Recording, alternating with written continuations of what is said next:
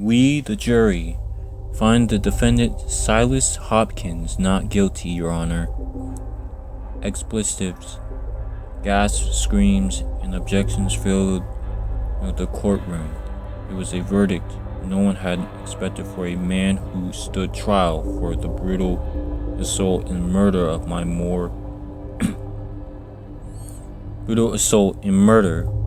than 15 women and 2 teenage girls during the past 4 months. Hopkins had a weak defense, and the prosecution had brought evidence to the table they believed who was capable of proving guilty beyond reasonable doubt. The jury didn't see it that way.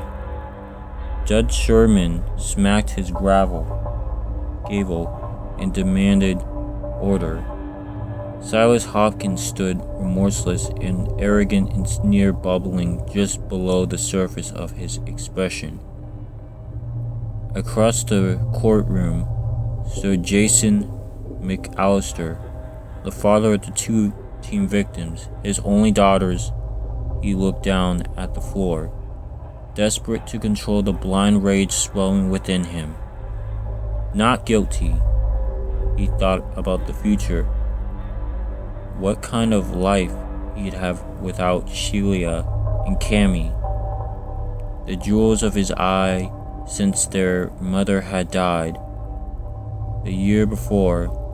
Now Jason was alone, broken, aching for his old life back. That scumbag had taken it. He drove home after stopping by the bank to make a withdrawal, then ordered takeout from Main Moon. It arrived 20 minutes later, and Jason ate his mean, topped with General Tusso chicken with no enthusiasm. Not guilty. He snapped the chopsticks in half and threw them and his container of food across the room, tears spilling from his angry eyes. A text came in. He composed himself. 10 minutes, the corner of 38th and Washington. Can you meet me? He tapped out a quick reply and stood up to grab his coat. He knew the location, a gas station near the university campus. It wasn't far from him. He parked a block away and walked to the corner where a man in black trench coat stood with his hands shoved down in his pockets. 50,000, he said, stretched out his right hand. You have it with you. Jason reached in his pocket.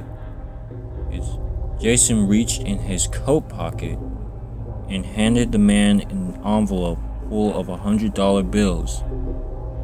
He hadn't taken it out